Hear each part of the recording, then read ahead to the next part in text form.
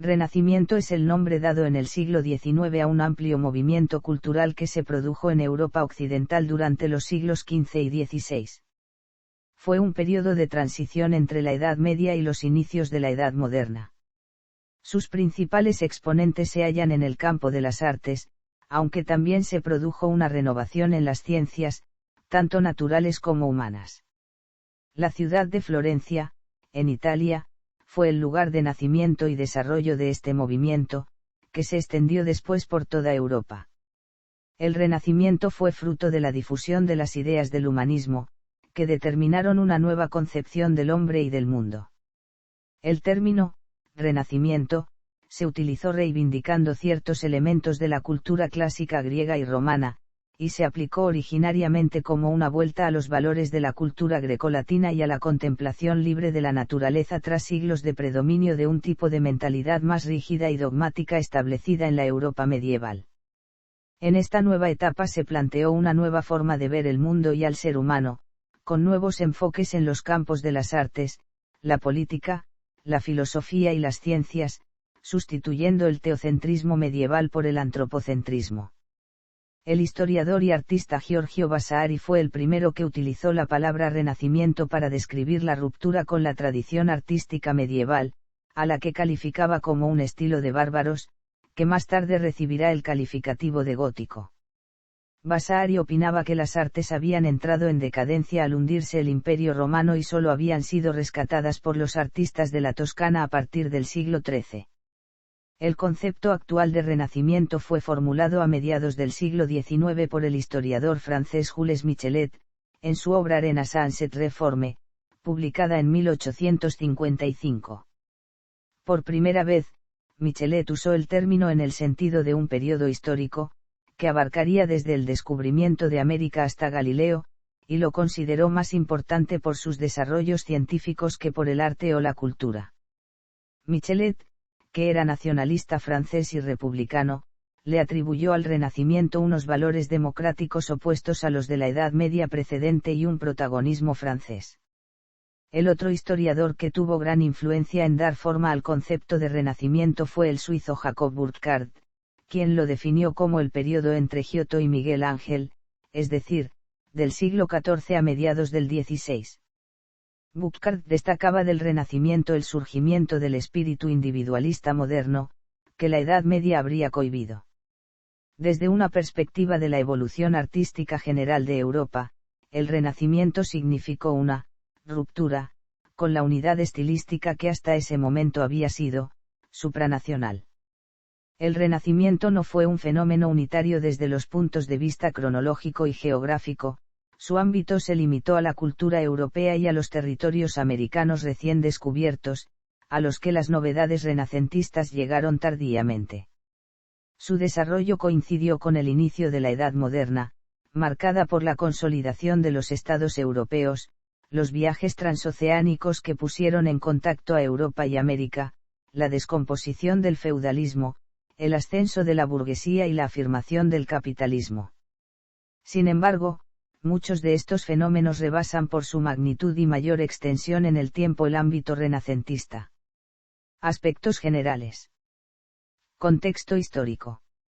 El Renacimiento marca el inicio de la Edad Moderna, un periodo histórico que por lo general se suele establecer entre el descubrimiento de América en 1492 y la Revolución Francesa en 1789, el cual, en el terreno artístico, engloba estilos como el Renacimiento y el Manierismo, el Barroco, el Rococó y el Neoclasicismo. Otros historiadores sitúan la fecha de inicio en 1453, caída de Constantinopla, o bien remarcan un hecho trascendental como la invención de la imprenta.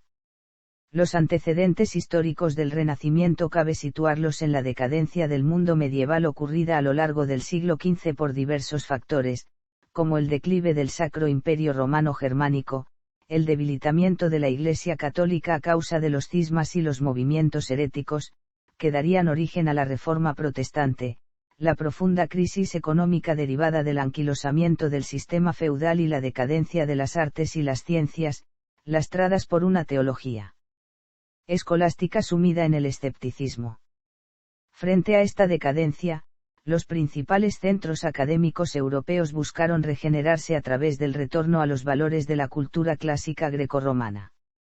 A su vez, comenzó a fraguarse una nueva sociedad fundamentada en el auge de los nuevos estados centralizados, con poderosos ejércitos y administraciones burocratizadas, inicio del autoritarismo monárquico preconizado por Maquiavelo, así como en el crecimiento demográfico y una economía centrada en una nueva clase social emergente, la burguesía, que puso los cimientos del capitalismo y una economía mercantil y pre-industrial, todo ello coadyuvado por el progreso técnico y científico.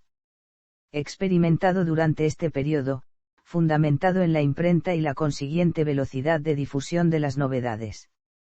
Surgió así una visión del mundo más antropocéntrica, desligada de la religión y el teocentrismo medieval, en la que el hombre y los avances científicos supondrán la nueva forma de valorar el mundo, el humanismo, un término inicialmente aplicado a los especialistas en disciplinas grecolatinas, que se haría extensivo a filósofos, artistas, científicos y cualquier estudioso de las diversas ramas del conocimiento que comenzaron entonces a aglutinarse en un concepto de cultura general.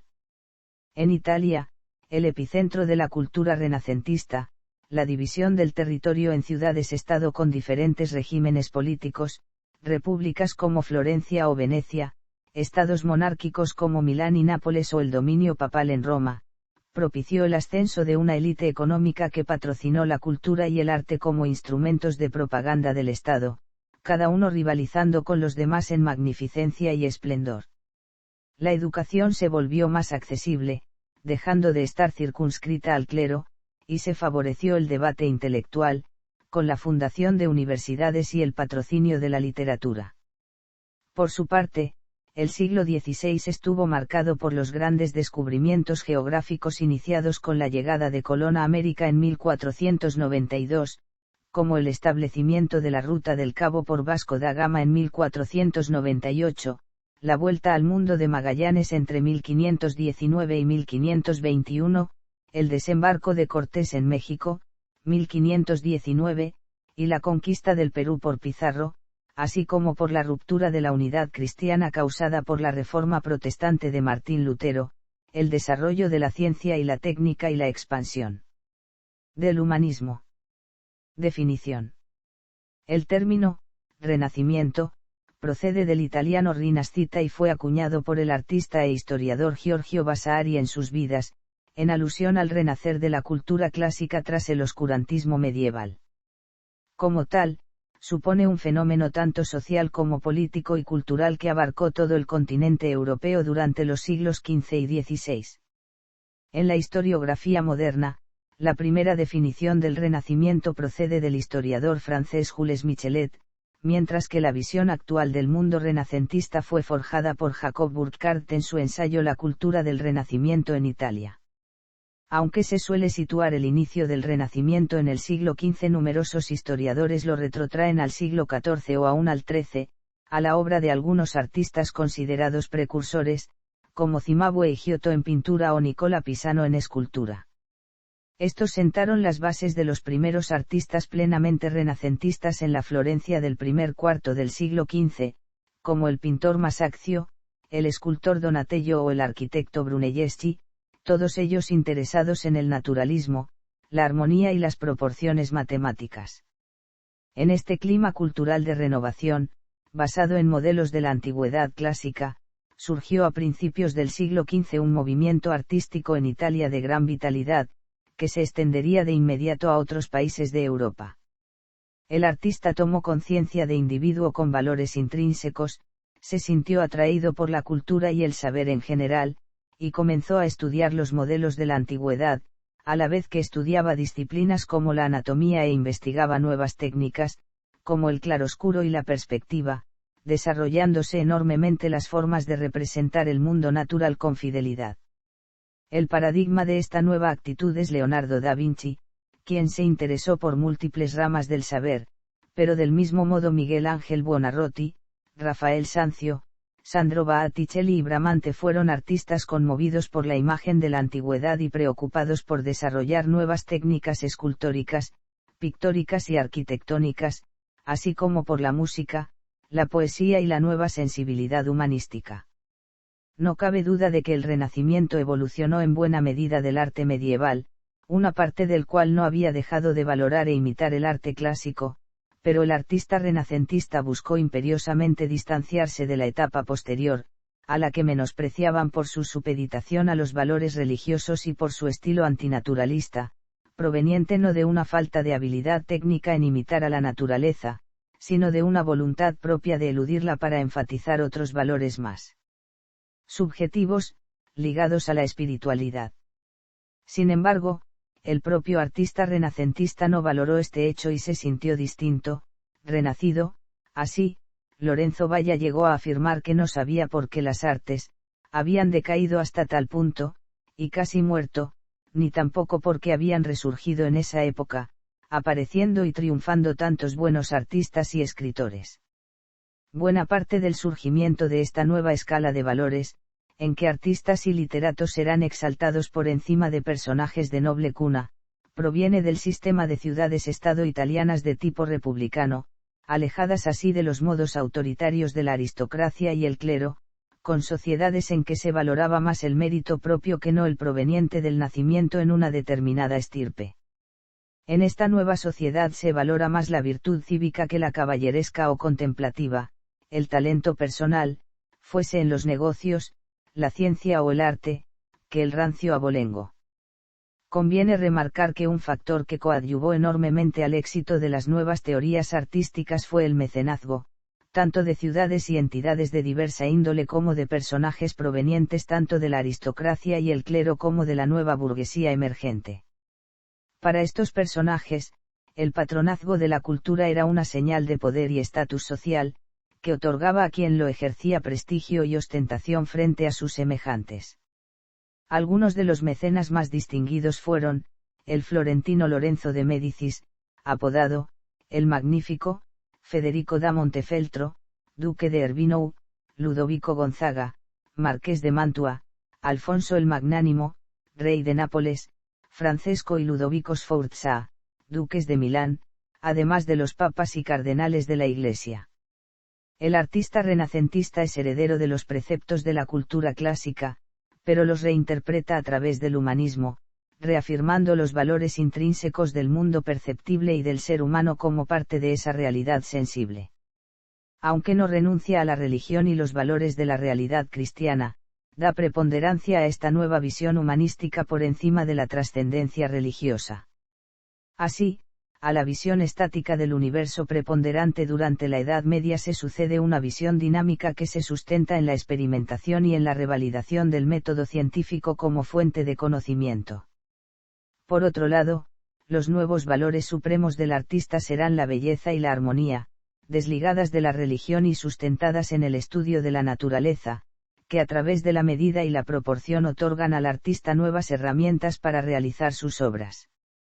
Mientras surgía en Florencia el Quattrocento o primer Renacimiento italiano, así llamado por desarrollarse durante los años de 1400, originado por la búsqueda de los cánones de belleza clásicos y de las bases científicas del arte, se produjo un fenómeno similar y coetáneo en Flandes, especialmente en pintura, basado principalmente en la observación de la naturaleza. Este primer renacimiento tuvo gran difusión en la Europa oriental. La fortaleza moscovita del Kremlin, por ejemplo, fue obra de artistas italianos.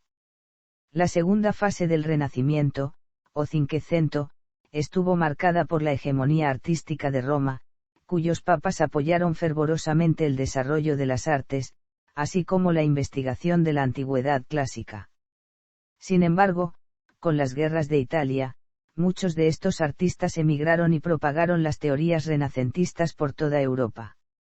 Así, a lo largo del siglo XVI el Renacimiento italiano se extendió por toda Europa, desde Portugal hasta Escandinavia, y desde Francia hasta Rusia. Muchos artistas viajaron en busca de formación o mecenazgo, y las grandes cortes europeas, como Fontainebleau, Madrid, Praga o Dresde, se llenaron de artistas de múltiples nacionalidades. Se valoraba especialmente a los artistas italianos, pero numerosos extranjeros que fueron a formarse a Italia adquirieron así una nueva reputación. Un factor coadyuvante de la difusión del nuevo arte fue el grabado, cuya fabricación en serie permitió expandir las obras de los artistas por todo el continente. También aumentó considerablemente el mercado del arte, y la labor de los marchantes fue esencial para conectar a artistas y compradores. Uno de los mayores centros de mercado del arte de la época fue Amberes. También creció el coleccionismo, y aparecieron las llamadas cámaras de arte, generalmente pertenecientes a personajes de la aristocracia y la realeza, unas estancias donde se exponían objetos de arte de todo tipo, libros y objetos de toda clase, e incluso minerales o muestras naturales, de la flora y la fauna. Una de las más afamadas fue la de Rodolfo II en Praga. Características. De forma genérica se pueden establecer las características del Renacimiento en la vuelta a la antigüedad. Resurgieron tanto las antiguas formas arquitectónicas como el orden clásico y la utilización de motivos formales y plásticos antiguos. Asimismo, se tomaron como motivos temáticos la mitología clásica y la historia, así como la adopción de antiguos elementos simbólicos. Con ello el objetivo no era efectuar una copia servil, sino la penetración y el conocimiento de las leyes que sustentan el arte clásico.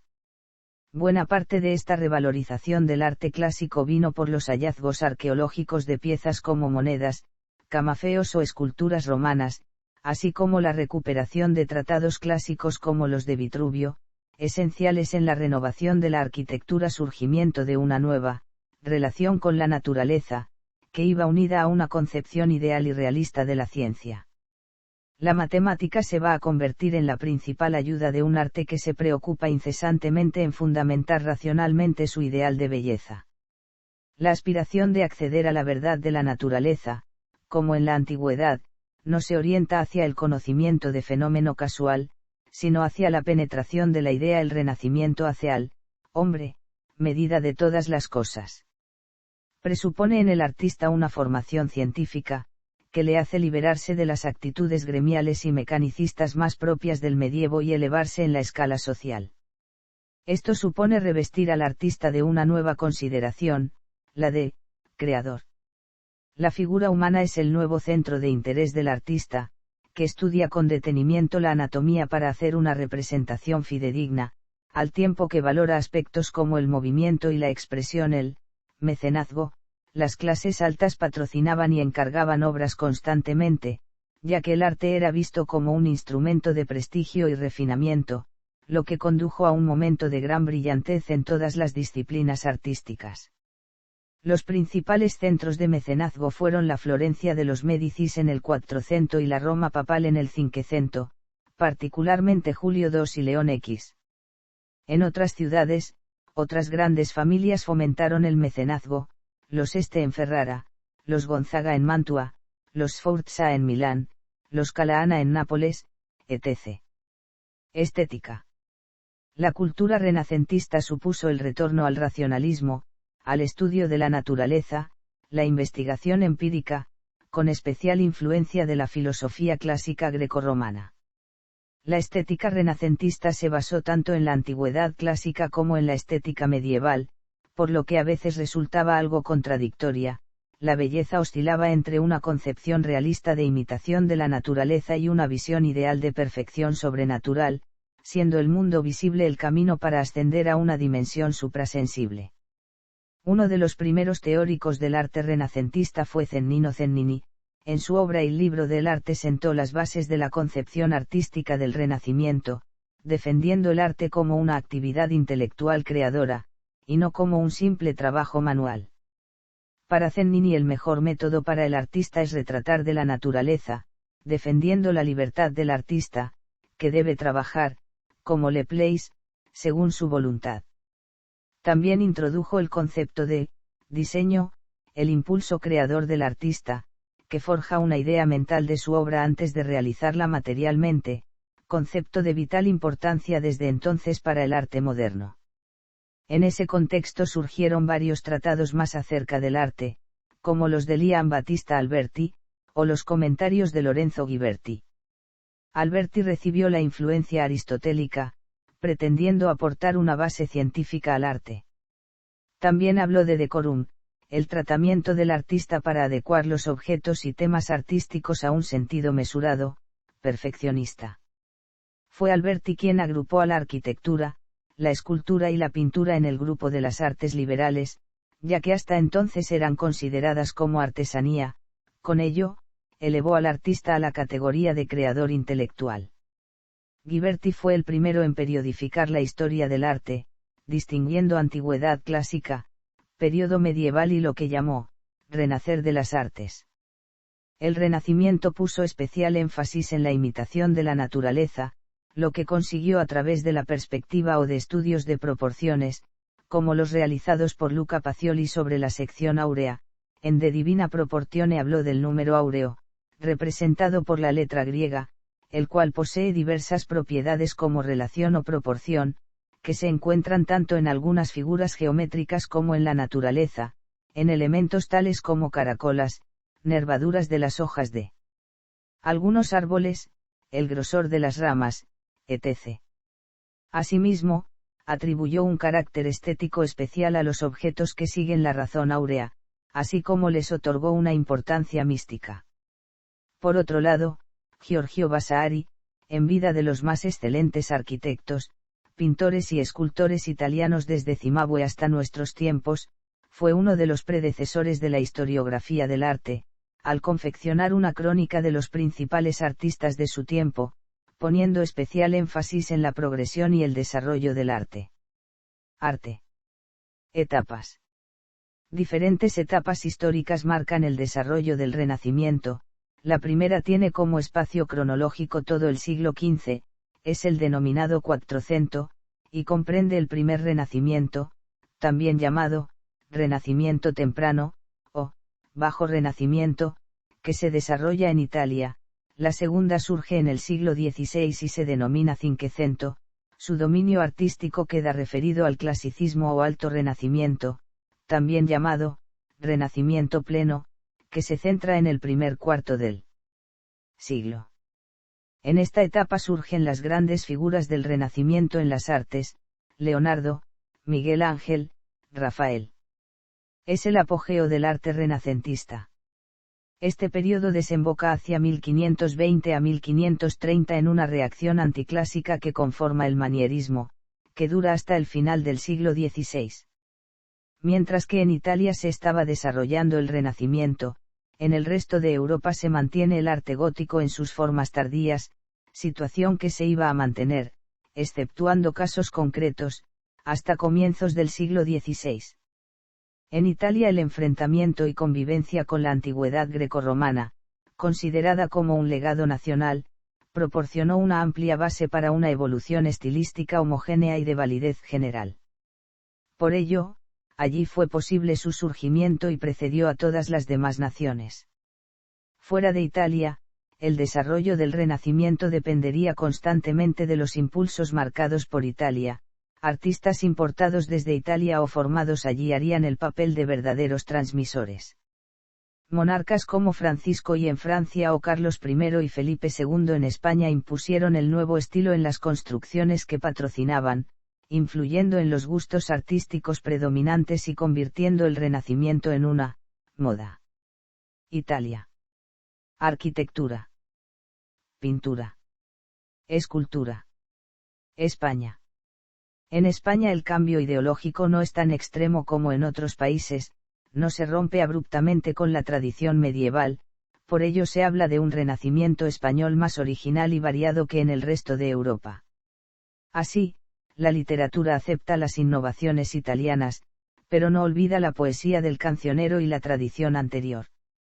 En cuanto a las artes plásticas, el Renacimiento hispano mezcló elementos importados de Italia, de donde llegaron algunos artistas, como Paolo de San Leocadio, Pietro Torrigiano o Domenico Fancelli, con la tradición local, y con algunos otros influjos.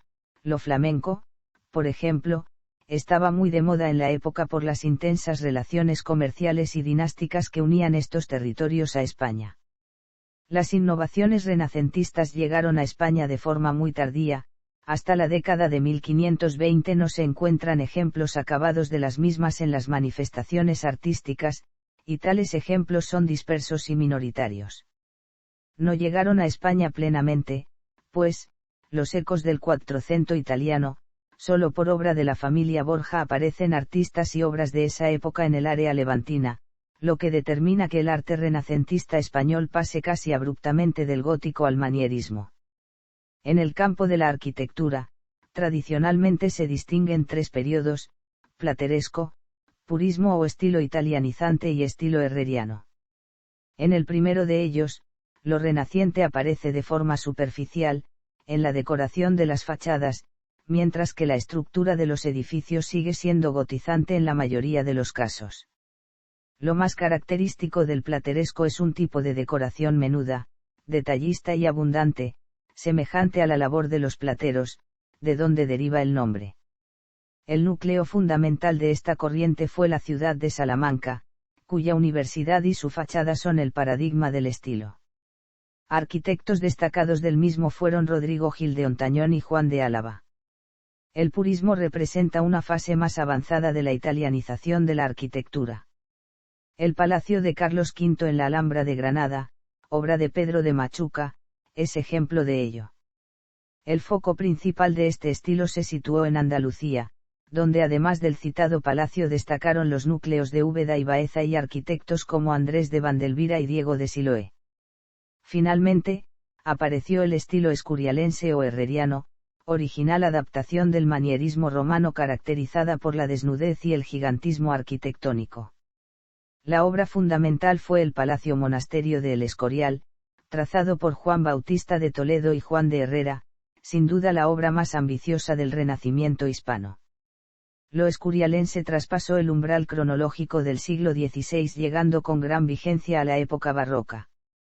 En escultura, la tradición gótica mantuvo su hegemonía durante buena parte del siglo XVI. Los primeros ecos del nuevo estilo corresponden por lo general a artistas venidos de fuera, como Felipe Bigarni o Domenico Ufancelli, que trabajó al servicio de los reyes católicos, esculpiendo su sepulcro. No obstante, pronto surgieron artistas locales que asimilaron las novedades italianas, adaptándolas al gusto hispano, como Bartolomé Ordóñez y Damián Forment. En una fase más madura del estilo surgieron grandes figuras, creadoras de un peculiar manierismo que sentó las bases de la posterior escultura barroca. Juan de Juni y Alonso Berruguete son los más destacados. La pintura renacentista española está determinada igualmente por el pulso que mantiene la herencia del gótico con los nuevos modos venidos de Italia. Esta dicotomía se aprecia en la obra de Pedro Berruguete, que trabajó en Urbino al servicio de Federico de Montefeltro, y Alejo Fernández. Posteriormente aparecieron artistas conocedores de las novedades italianas coetáneas, como Vicente Macipo, su hijo Juan de Juanes, influidos por Rafael, Luis de Morales, Juan Fernández de Navarrete o los leonardescos Fernando Yáñez de la Almedina y Hernando de los Llanos. Pero la gran figura del Renacimiento español, y uno de los pintores más originales de la historia, se inscribe ya en el manierismo, aunque rebasando sus límites al crear un universo estilístico propio, el Greco. Francia. En Francia la influencia italiana se dejó sentir desde muy temprano, favorecida por la cercanía geográfica, los vínculos comerciales y la monarquía, que ambicionaba anexionar los territorios limítrofes de la península italiana, y lo consiguió en algunos momentos. Sin embargo, el impulso definitivo a la adopción de las formas renacentistas se dio bajo el reinado de Francisco I. Este monarca, gran mecenas de las artes y aficionado a todo lo que procediera de Italia, protegió a importantes maestros, solicitando sus servicios para la corte francesa, entre ellos el mismo Leonardo da Vinci, que murió en el castillo de Clox, a la vez que emprendió un ambicioso programa de revitalización cultural que revolucionó el desarrollo de las artes en el país. Conviene tener presente que Francia fue la cuna del gótico y que, por tanto, este estilo estaba fuertemente arraigado y podía ser visto como un estilo nacional. De ahí que las formas góticas continuaran presentes durante un tiempo, a pesar del nuevo estilo impuesto por la corte. En cuanto a la arquitectura, la monarquía, fortalecida y en periodo de expansión territorial, había patrocinado ya desde el siglo XV la remodelación de los viejos châteaux medievales y la creación de nuevas residencias más acordes con los tiempos. Pero fue precisamente Francisco I el que dio un impulso definitivo a esta operación renovadora, que tuvo varios focos. El primer edificio renacentista en Francia fue el castillo de Saint-Germain-en-Laye, imponente fortaleza de ladrillo y piedra en la que aparecen pequeños detalles renacentistas, dentro de una general sobriedad de aire militar. De estilo más avanzado fueron los castillos del Valle del Loira, conjunto de mansiones para la realeza y la nobleza que muestran los rasgos más característicos del Renacimiento francés, decorativismo de raigambre manierista, recuerdos goticistas en las estructuras, y quizá lo más novedoso, una perfecta integración de los edificios en la naturaleza circundante, como se ve en el castillo de Montsoreau o en el grácil puente del castillo de Siena-en-Sous. El más célebre dentro de este conjunto es el castillo de Chambord, que presenta grandes audacias estilísticas, como una escalera interna helicoidal. Otros ejemplos de estas residencias suburbanas son los castillos de Amboise, Blois y Azay-le-Rideau. Además de todas estas realizaciones, Francisco I se embarcó en la que quizá fue la obra fundamental de este periodo, el Palacio de Fontainebleau, vieja mansión de los reyes franceses que se renovó totalmente. En el edificio en sí se aprecia ya el triunfo de las formas italianas, aunque adaptadas al gusto francés con sus típicas chimeneas y mansardas.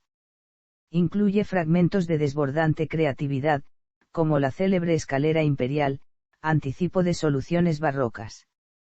No obstante, quizá lo más destacado del proyecto fue que involucró a creadores de prácticamente todas las disciplinas artísticas, algunos venidos expresamente de Italia, como los pintores Francesco Primatizio Orazio Fiorentino, el famoso escultor Benvenuto Uccellini o el arquitecto Sebastiano Serlio, importante autor de tratados de arquitectura del que apenas se conocen obras salvo este palacio.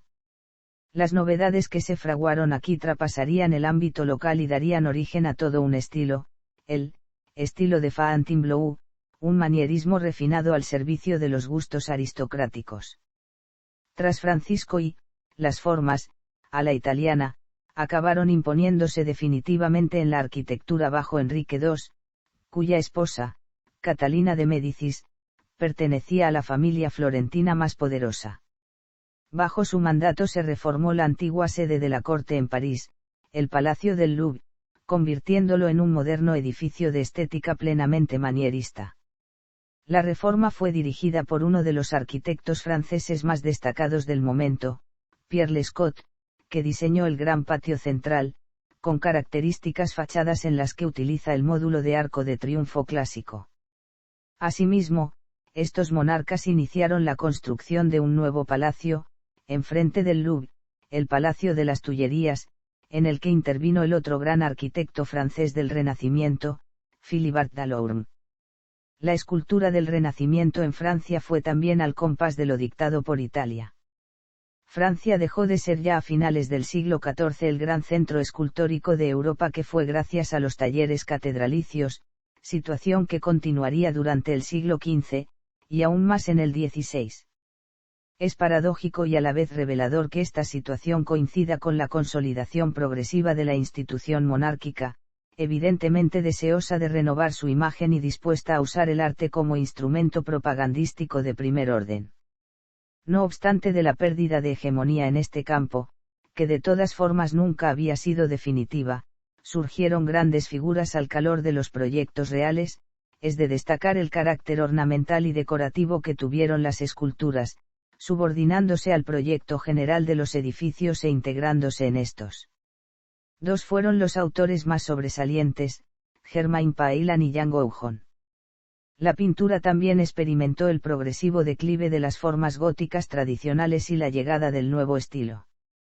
Como se ha señalado, se conocieron en Francia de primera mano las formas pictóricas italianas en el siglo XVI gracias a la llegada de autores muy innovadores, como Leonardo Orazio Fiorentino.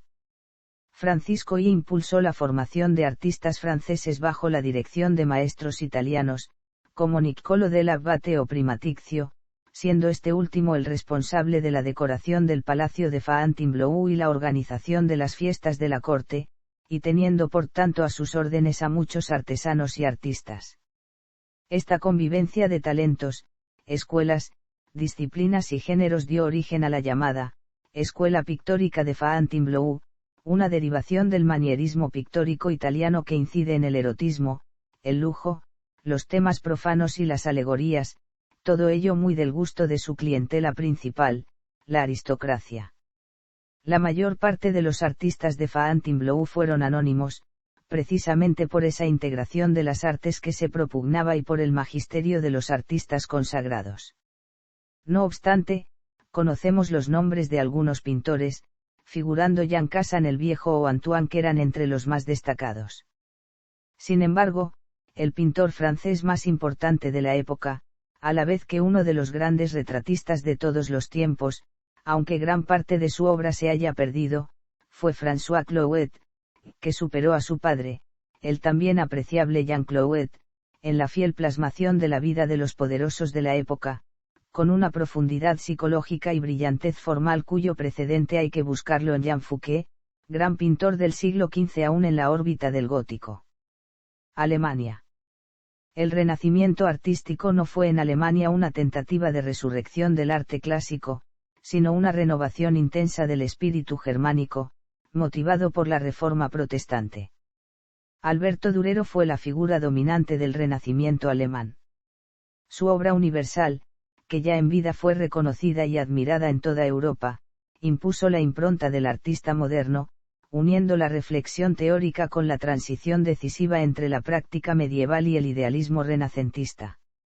Sus pinturas, dibujos, grabados y escritos teóricos sobre arte ejercieron una profunda influencia en los artistas del siglo XVI de su propio país y de los Países Bajos. Durero comprendió la imperiosidad de adquirir un conocimiento racional de la producción artística, e introdujo el idealismo de raigambre italiana en el arte alemán. La pintura germánica conoció en esta época uno de sus mayores momentos de esplendor.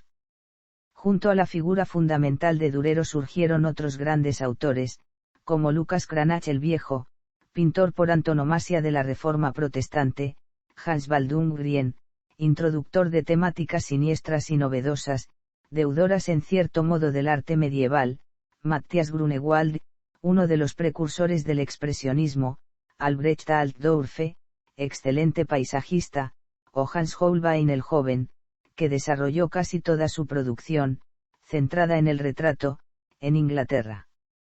En escultura pervivieron las formas góticas hasta bien entrado el siglo XVI. Destaca la obra de Peter Bissier, autor de las tumbas imperiales de Innsbruck y de la tumba de San Sebaldo en Nuremberg. También trabajaron aquí algunos artistas flamencos, como Hubert Gerard, autor del San Miguel de la fachada de la iglesia de San Miguel de Múnich. En arquitectura, los primeros exponentes de relevancia fueron los edificios patrocinados por la familia Fage en Augsburgo, como la capilla Fage en la iglesia de Santa Ana o el barrio de casas obreras llamado Fuggerei. Tras la Reforma, el mecenazgo de la nobleza alemana se centró en primer lugar en la arquitectura, por la capacidad de ésta para mostrar el poder y prestigio de los gobernantes. Así, a mediados del siglo XVI se amplió el castillo de Heidelberg, siguiendo las directrices clásicas. Sin embargo, la mayoría de los príncipes alemanes prefirieron conservar las obras góticas, limitándose a decorarlas con ornamentación renacentista. Flandes y Países Bajos. A la par que se desarrollaba en Italia el Cinquecento, la escuela flamenca de pintura alcanzó un desarrollo notable, como heredera y continuadora de la tradición tardogótica anterior representada por Jan van Eyck, Rogier van der Weyden y otros grandes maestros. Se caracterizó por su naturalismo, rasgo que comparte con los maestros italianos, aunque se llegó más a él por la experimentación que por la teoría o los avances científicos, como en Italia. Los modos del gótico pervivieron con mayor fuerza, aunque matizados con características singulares, como cierta vena caricaturesca y fantástica y una mayor sensibilidad a la realidad del pueblo llano y sus costumbres. Se recoge ese interés en obras de carácter menos idealizado que las italianas, con una marcada tendencia por el detallismo casi microscópico que aplican a las representaciones, influjo de los maestros tardogóticos ya mencionados y la miniatura, y tendencia hacia lo decorativo, sin demasiado interés por disquisiciones teóricas. Por otro lado, la gran aportación del arte flamenco en esta época fue la técnica de la pintura al óleo. A mediados del siglo XVI el clasicismo italiano entra con fuerza en la pintura flamenca, manifestándose en la llamada Escuela de Amberes y en pintores como Jan van Escorel o Mabuse, algunos de los cuales permanecieron en Italia estudiando a los grandes maestros. A la difusión de los nuevos modelos contribuyó sobremanera el grabado, que puso al alcance de prácticamente cualquier artista las obras producidas en otras escuelas y lugares, poniendo muy de moda en toda Europa el estilo italianizante. Algunos grandes nombres de la época fueron Joachim Patinir, uno de los creadores del paisaje como género autónomo de la pintura, aunque apegado todavía al gótico, Quintan Metsis, que se inspiró en los dibujos caricaturescos de Leonardo y en las clases populares para retratar vicios y costumbres, el retratista Antonio Moro, el Bosco, uno de los pintores más originales de la historia, apegado formalmente a la tradición de la vieja escuela flamenca, pero a la vez innovador, creador de un universo fantástico, casi onírico que lo sitúan como uno de los precedentes del surrealismo, y Pieter Bruegel el Viejo, uno de los grandes maestros del paisaje y las costumbres populares, quizá el más moderno de todos ellos, aun cuando en su pintura glose sentencias morales y de crítica social que tienen algo de medieval. En el campo de la escultura destacó Adrien de Bris, autor de expresivas obras, generalmente de bronce, en las que el movimiento, la línea ondulada o serpentinata y el desnudo heroico las caracterizan como excelentes ejemplos de manierismo escultórico fuera de Italia. En arquitectura el gótico siguió teniendo una gran preponderancia hasta bien entrado el siglo XVI, en que se recibió la influencia de la arquitectura renacentista francesa, como se denota en el Ayuntamiento de Amberes, obra de Cornelis Fleuris de Brient. Suiza.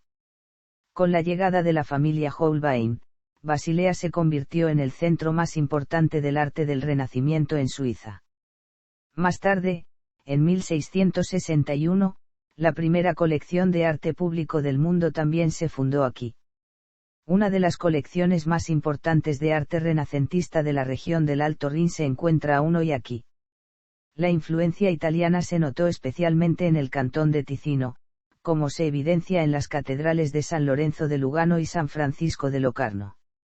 En pintura destacó la obra de Niklas Manuel, aún cercana al gótico tardío. Otros países.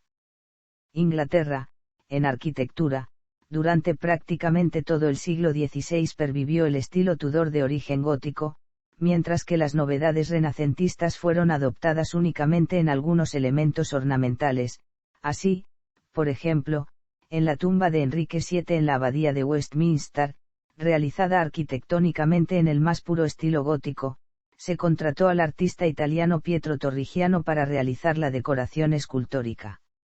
Otros ejemplos de estilo Tudor serían los palacios de Sutton, Nonsuch y Hampton Court.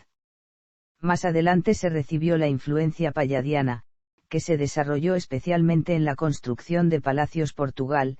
En arquitectura, el gótico pervivió hasta bien entrado el siglo XVI en el llamado estilo manuelino. A mediados de siglo se recibió la influencia de arquitectos italianos como Serlio o Palladio, como se denota en la iglesia de Nuestra Señora de Gracia en Évora o en el claustro del convento de Cristo de Tomar, obras de Diogo de Torralba. En este país trabajó el arquitecto italiano Filippo Terzi, autor de la iglesia de San Vicente de Fora en Lisboa, Austria y Bohemia, unidos por el imperio de los Habsburgo. Estos países contaron con la labor patrocinadora del emperador Rodolfo II, un gran coleccionista que atesoró en su corte de Praga una gran variedad de obras de arte y objetos de todo tipo, ya que también era un gran amante de la ciencia. Adquirió cuadros de artistas como Bruegel, Tiziano, Leone Leoni o Durero, y acogió a artistas como Giuseppe Arcimboldo, un original pintor de retratos confeccionados con elementos propios de los bodegones. En Bohemia se construyeron diversos palacios, como el comunal de Pilsen y el de Schwarzenberg en Praga, y castillos, como los de Litomil, Ernikostelek Hungría. Este país contó con el gran mecenazgo del rey Matías Kervinou, un gran amante del arte italiano, quizá por influjo de su esposa, Beatriz de Nápoles. El monarca compró numerosas obras de arte italianas, y contrató artistas y arquitectos italianos para reformar y decorar sus palacios, como Benedetto Udamaiano, Clemente Camicia y Giovanni Dalmata. El miniaturista Atabante degli Atavanti fue autor del breviario de Matías Kervinou y del códice de Marciano Capella. El escultor Andrea Ferrazzi realizó el altar de la Anunciación de la Catedral de Esztergom, Polonia.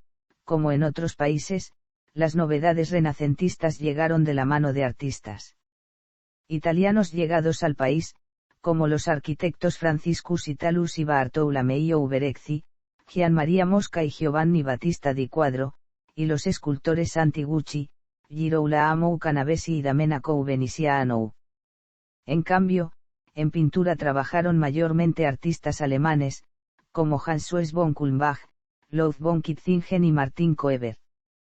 También se desarrolló notablemente la miniatura, en la que destacan el Códice de Baltasar Behm y el Libro de Preces de Segismundo y Rusia. Durante esta época continuó la tradicional arquitectura rusa de influencia bizantina, pero se recibió alguna influencia del Renacimiento italiano a través del arquitecto boloñés Aristotele Fioravanti, que viajó en 1475 a Rusia invitado por Iván III, donde construyó la Catedral de la Dormición en el Kremlin de Moscú. Otro arquitaliano, Aloisio Nuovo, fue el encargado de construir la Catedral del Arcángel Miguel también en el Kremlin. La influencia italiana se denota igualmente en la Catedral de San Basilio de Moscú, obra de Posnik Yakovlev. Arte colonial hispanoamericano. Las primeras muestras de arquitectura colonial en América tuvieron, al igual que en la metrópoli, cierta pervivencia de rasgos góticos, si bien pronto empezaron a llegar las nuevas corrientes que se producían en España, como el purismo y el plateresco. Al iniciarse la colonización, la arquitectura que se desarrolló principalmente fue de signo religioso. Por orden real, el primer edificio que se debía construir en cualquier nueva ciudad debía ser una iglesia. Durante la primera mitad del siglo XVI fueron las órdenes religiosas las encargadas de la edificación de numerosas iglesias en México, preferentemente un tipo de iglesias fortificadas, en un conjunto almenado con iglesia, convento, un atrio y una capilla abierta, llamadas capillas de indios, como el convento de Tepeaca, el de Huejotzingo y el de San Gabriel en Cholula. A mediados de siglo se empezaron a construir las primeras grandes catedrales, como las de México, Puebla y Guadalajara. Se sigue por lo general la planta rectangular con testero plano, tomando como modelos la Catedral de Sevilla, la de Jaén y la de Valladolid. En Perú, en 1582 se inició la Catedral del Cuzco y, en 1592, la de Lima, ambas obras del extremeño Francisco Becerra. En Argentina destaca la Catedral de Córdoba, obra del jesuita Andrés Blanqui. Las primeras muestras de pintura colonial fueron las de escenas religiosas elaboradas por maestros anónimos, realizadas con medios precolombinos, con tintas vegetales y minerales y telas de trama áspera e irregular. Destacaron las imágenes de la Virgen con el Niño, con una iconografía de raíces autóctonas donde, por ejemplo, se representaban los arcángeles como arcabuceros contemporáneos. La producción artística hecha en Nueva España por indígenas en el siglo XVI es denominada arte indocristiano. Adentrado el siglo XVI surgieron los grandes frescos murales, de carácter popular. Desde mediados de siglo empezaron a llegar, procedentes de Sevilla, maestros españoles, flamencos e italianos. En escultura, las primeras muestras fueron nuevamente en el terreno religioso, en tallas exentas y retablos para iglesias, confeccionadas generalmente en madera recubierta con yeso y decorada con encarnación, aplique directo del color, o estofado, sobre un fondo de plata y oro. A principios del siglo XVII nacieron las primeras escuelas locales, como la quiteña, la cuzqueña y la chilota, destacando la labor patrocinadora de la orden jesuita. Artes gráficas y decorativas. Las artes industriales tuvieron un gran auge debido al gusto por el lujo de las nuevas clases adineradas, se desarrolló la ebanistería, sobre todo en Italia y Alemania, destacando la técnica de la intarsia, embutidos de madera de varios tonos para producir efectos lineales o de ciertas imágenes. La tapicería destacó en Flandes, con obras basadas en bocetos desarrollados por pintores como Bernard van Ourly. La cerámica se elaboró en Italia con barnices vidriados, consiguiendo tonos brillantes de gran efecto. El vidrio se desarrolló notablemente en Venecia, decorado a veces con hilos de oro o con filamentos de vidrios de colores. La orfebrería fue cultivada por escultores como Lorenzo Ghiberti o Benvenuto Uccellini, con piezas de gran virtuosismo y elevada calidad, destacando especialmente los esmaltes y camafeos.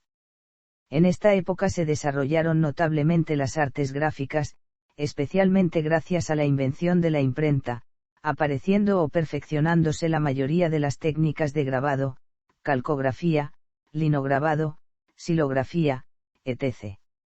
En Italia se desarrolló el grabado en metal, practicado especialmente por los orfebres florentinos durante los siglos XV y XVI, mientras que en el Cinquecento se perfeccionó el aguafuerte gracias a la obra del Parmigianino. En Alemania destacó la obra de Durero, especialista de la técnica del buril, aunque también realizó xilografías. En Francia, el grabado fue practicado por la escuela de Fontainebleau, en la que destacó Jean Duby, famoso por su serie del Apocalipsis. En Flandes surgieron notables grabadores en la ciudad de Amberes, como los hermanos Guillerix, autores de estampas de excelente técnica y detallismo, aunque basadas en composiciones ajenas, o Jai Arana Mascac, que reprodujo numerosas obras de Bruegel. Jardinería. En el Renacimiento la jardinería cobró una especial relevancia, en paralelo al impulso otorgado a todas las artes en esta época, principalmente gracias al mecenazgo de nobles, príncipes y altos cargos de la Iglesia. El jardín renacentista se inspiró en el romano, en aspectos como la decoración escultórica o la presencia de templetes, ninfeos y estanques. Los primeros ejemplos surgieron en Florencia y Roma, regiones con una orografía accidentada y grandes desniveles de terreno, lo que originó el efectuar estudios previos de índole arquitectónica para planificar la estructura del jardín, originando la arquitectura paisajística.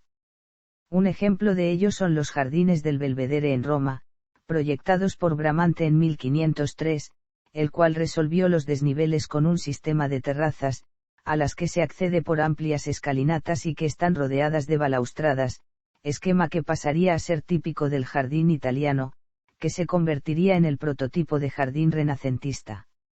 Se otorgó una especial importancia a la obra hidráulica, con estanques y fuentes de gran complejidad, como los de la villa de Este en Tivoli, diseñados por Barnini.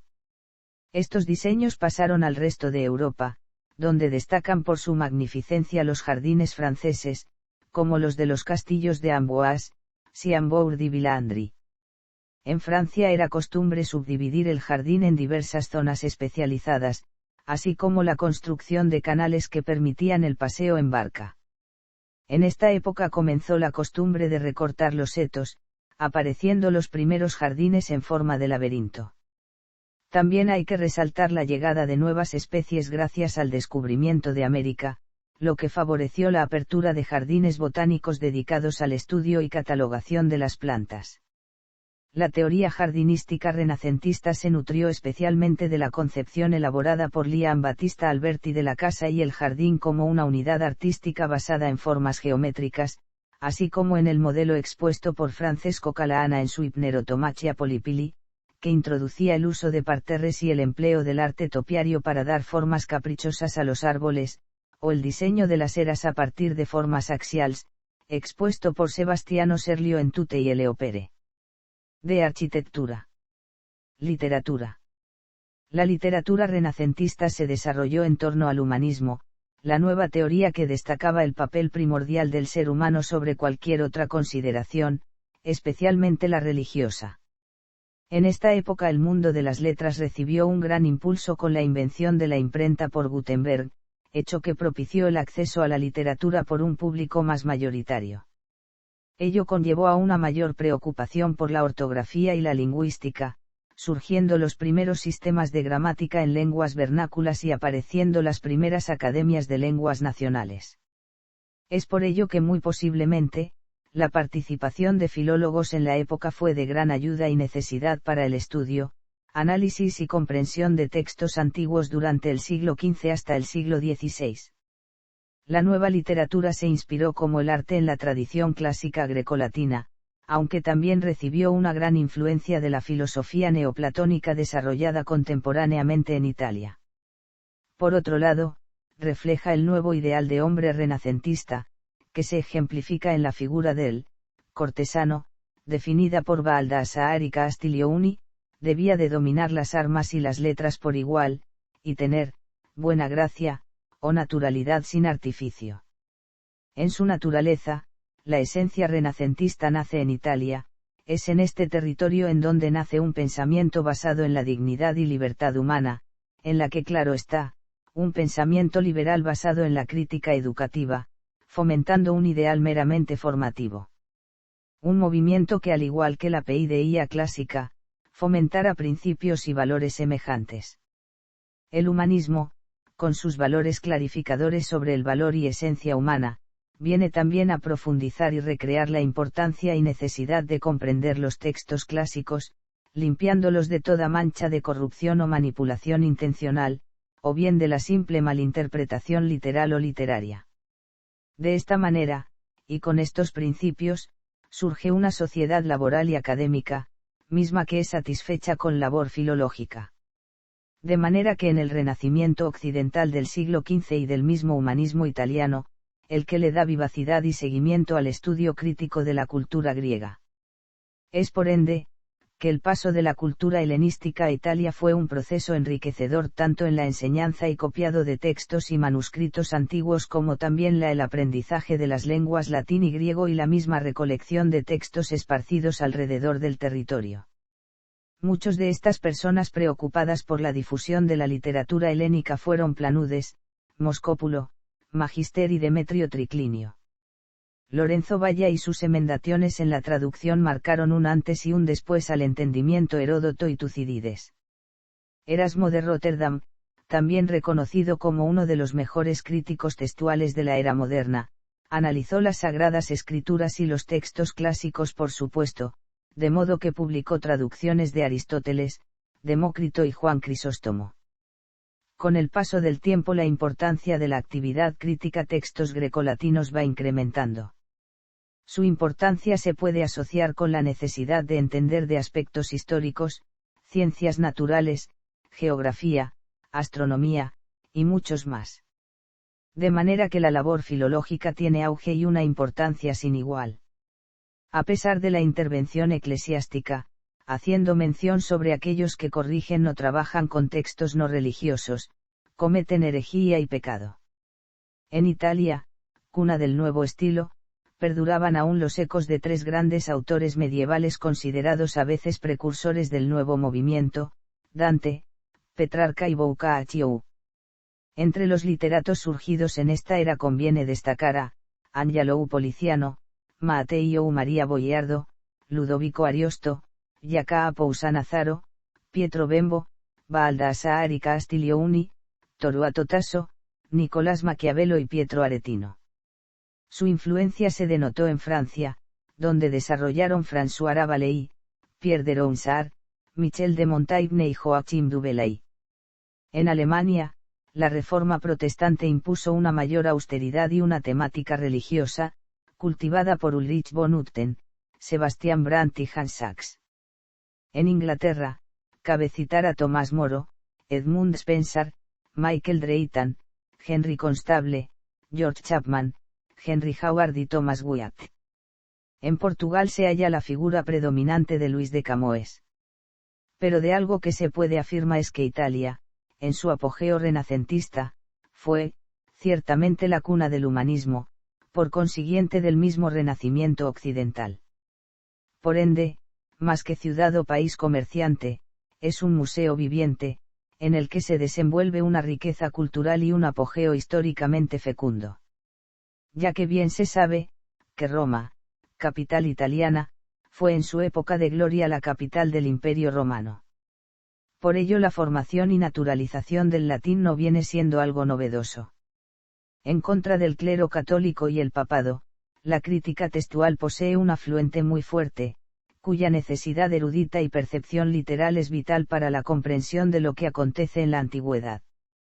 Aporte que se le puede asociar, según Quirós, a los bizantinos, quienes trajeron consigo un importante número de manuscritos griegos al territorio italiano. Paralelamente, Francesco Petrarca, como ya se ha mencionado anteriormente, ha fomentado el espíritu crítico y el valor literario de autores y textos clásicos. Se concluye, siendo más que claro, que será el humanismo nacido en Italia el fundador y promotor del pensamiento crítico y el que se encargará de reivindicar el valor de la cultura griega. En España comenzó una edad dorada de las letras, que se prolongaría hasta el siglo XVII. La poesía, influida por la italiana del estilo Nouveau, contó con las figuras de Garcilaso de la Vega, Fray Luis de León, San Juan de la Cruz y Santa Teresa de Jesús. En prosa surgieron los libros de caballería y se inició el género de la picaresca con el Lazarillo de Tormes, mientras que despuntó la obra de Miguel de Cervantes, el gran genio de las letras españolas, autor del inmortal Don Quijote.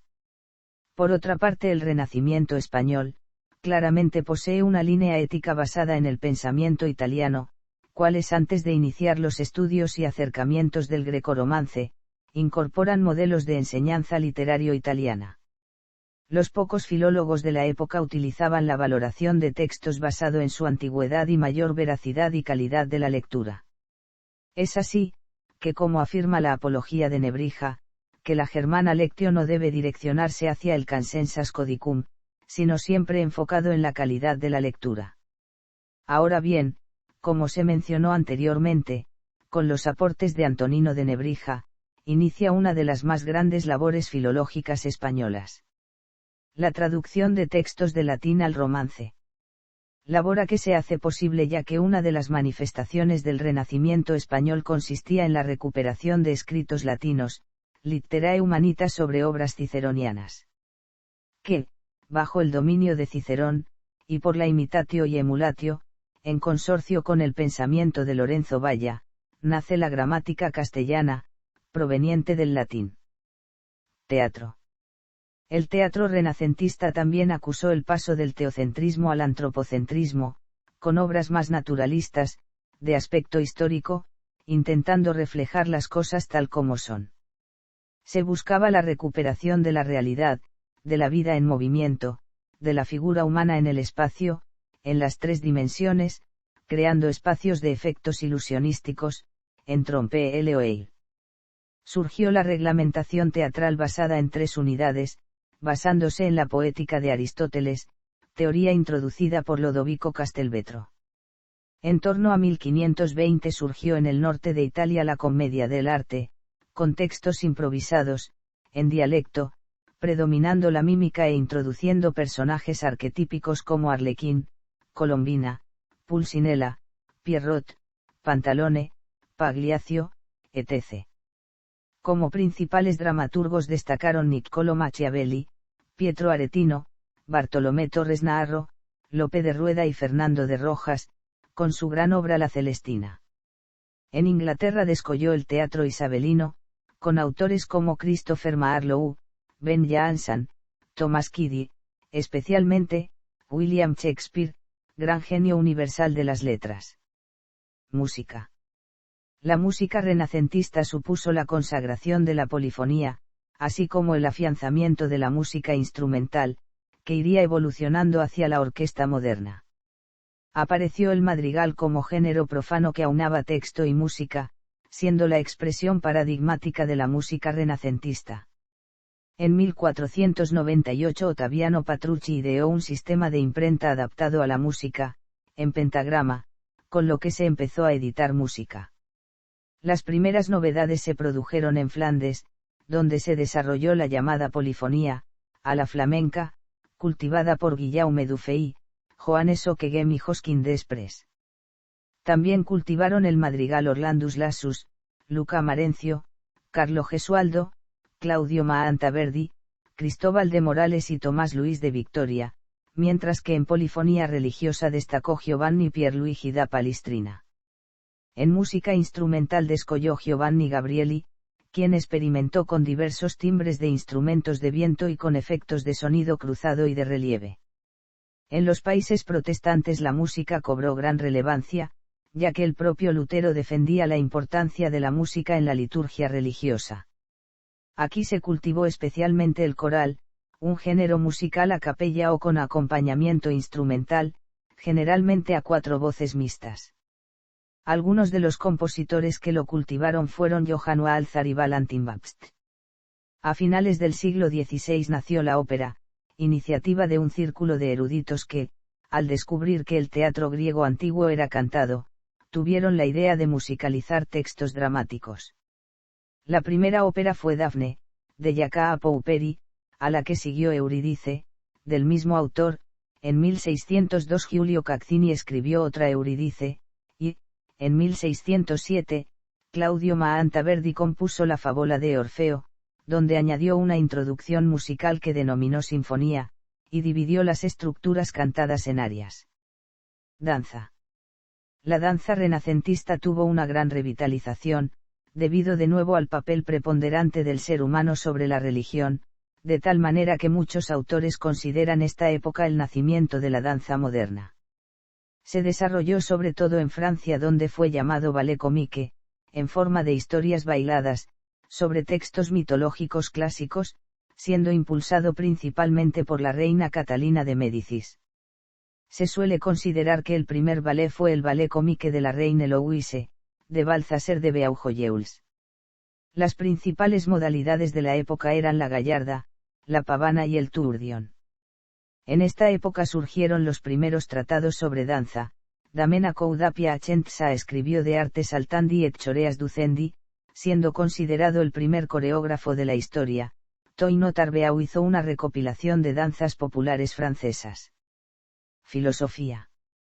La filosofía renacentista estuvo marcada en su origen por el declive de la teología, en un mundo abocado a la modernidad que, sin renunciar aún a la religión, la circunscribe al ámbito espiritual y personal del individuo. La nueva forma de afrontar los problemas del ser humano será el racionalismo, el uso de la razón aplicada a la sociedad y a la naturaleza. Aún así, la religión siguió presente en buena medida durante esta época, aunque derivó de la teología escolástica hacia el misticismo, hacia una relación con Dios basada más en el sentimiento que en el conocimiento, así como en la acción, la obra de acercamiento a Dios, como se percibe en la obra de Jan van Ruusbroek, Dionisio Cartujano y Tomás de Kempis. La nueva corriente de estos tiempos será el humanismo, más interesado en el hombre y la naturaleza que en las cuestiones divinas y espirituales. El naturalismo impregna todos los ámbitos del saber, y así se habla no solo de la ciencia natural, sino también del derecho natural, la moral natural e, incluso, la religión natural, una religión que abandona todo lo sobrenatural para ser fiel reflejo de la posición del ser humano en el mundo. El humanismo se fundamenta, como el arte, en la oposición a la cultura medieval y el retorno a la antigüedad clásica. Sin embargo, buena parte de la filosofía renacentista evoluciona de la medieval en una línea continua que llega hasta Descartes. No en vano la escolástica medieval estaba fundamentada en la filosofía griega platónica y aristotélica. Aún así, numerosos humanistas despreciaron el aristotelismo escolástico por ser excesivamente teologizado, y abordaron a Platón desde la obra de sus seguidores posteriores, el llamado neoplatonismo, especialmente desde el terreno de la filosofía estoica que, como la renacentista, incidía más especialmente en el ser humano como medida de todas las cosas. Sin embargo, muchos de estos autores abordaron el tema desde una postura superficial y poco rigurosa, sin profundizar en los aspectos ontológicos y metafísicos de los clásicos griegos, sin analizar la nueva situación intelectual del ser humano alejado de Dios, cuestión que no llegará hasta el cartesianismo. El pensamiento humanístico nació en Italia, especialmente en torno a la Academia Platónica Florentina patrocinada por Cosme de Medici, que aglutinó a pensadores como Marsilio Uficino, Giovanni Pico della Mirandola, Cristoforo Landino, Angelo Poliziano o Benedetto Ubarci. Otros se encaminaron más hacia la política, como Nicolás Maquiavelo, forjador del autoritarismo monárquico como seña de identidad de las nuevas naciones-estados surgidas en esta época, o hacia el naturalismo, como Leonardo da Vinci y Bernardino Telesio. En Francia, el humanismo tuvo un componente más escéptico, representado por Michel de Montaigne o Pierre Charron, mientras que algunas figuras se adhirieron a la Reforma protestante, como Pierre de la Ramée o Henry Estienne. En Inglaterra destacó la figura de Tomás Moro, canciller de Enrique VIII, quien lo decapitó por oponerse a la Reforma anglicana. Fue autor de Utopía, un esbozo de estado ideal de reminiscencias platónicas. Pero el más afamado humanista surgió en Países Bajos, Erasmo de Róterdam, que escribió en latín, con un estilo vivo y elegante, fiel al dogma católico, pero de mentalidad abierta y comprensiva, reflejo de un espíritu de concordia. Fue autor del Elogio de la Locura. En Alemania no recaló tanto el humanismo de carácter marcadamente literario como en otros países europeos, y la filosofía se encaminó más a la mística especulativa, heredera del maestro Eckhart. Otras figuras mezclaron esta tendencia con elementos de las ciencias naturales o aún de la alquimia y la astrología, como Agrippa von Nettesheim o Paracelso. Por otro lado, la Reforma protestante contó con figuras como Martín Lutero, Zwinglio, Philipp Melanchthon, Sebastián Frank y Jacob Boehme. En España el pensamiento filosófico no rompió del todo con el pasado medieval, y mostró un especial interés por la lingüística, tanto clásica como vernácula. La corriente escéptica estuvo representada por Francisco Sánchez, mientras que el humanismo antiescolástico, pero heredero de la tradición católica, contó con la figura de Juan Luis Vives, preocupado especialmente por la moral y la educación. Por otro lado, una reacción escolástica estuvo originada por la Contrarreforma tridentina que revivió el misticismo y contó con figuras como Santa Teresa de Jesús y San Juan de la Cruz. Por otro lado, además del humanismo hay otras corrientes de pensamiento que a través de diversas vías, aparentemente dispares, convergerán en la filosofía cartesiana y en los fundamentos de la filosofía moderna. Una es heredera del pensamiento medieval, representada por Nicolás de Cussy o por la escolástica española, otra está más preocupada por la naturaleza y dará origen a la ciencia física moderna. Nicolás de Cussy, cardenal y obispo de Bressanona, intentó conciliar la doctrina católica con la teoría platónica, a través de una noción de Dios infinito y trascendente en el que se aglutinan la verdad y la realidad. La escolástica española estuvo muy ligada a la Contrarreforma, y se asoció especialmente con la Orden de los Jesuitas, de influencia tomista. Estuvo representada por Francisco de Vitoria, Alfonso Salmerón, Luis de Molina y, especialmente, Francisco Suárez. El estudio de la naturaleza dio en el terreno filosófico la relevante figura de Giordano Bruno, autor de una doctrina panteísta por la que fue quemado por hereje, y defensor de la razón y la experiencia como única vía para conocer el mundo. También influyeron en la filosofía las nuevas teorías científicas de Nicolás Copérnico, Johannes Kepler y Galileo Galilei. Ciencia, vida y costumbres.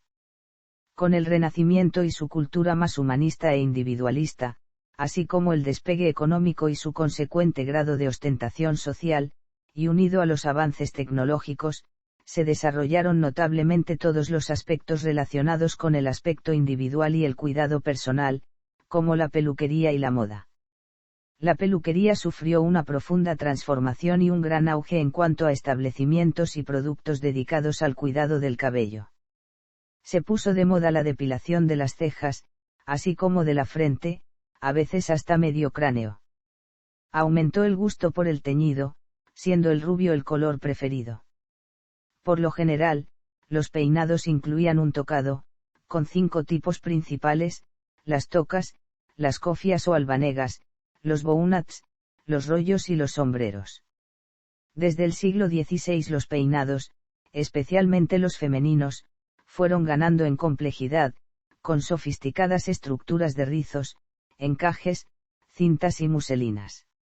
En el Renacimiento surgió el concepto de moda tal como lo entendemos hoy día, se introdujeron nuevos géneros y la costura adquirió un alto grado de profesionalización.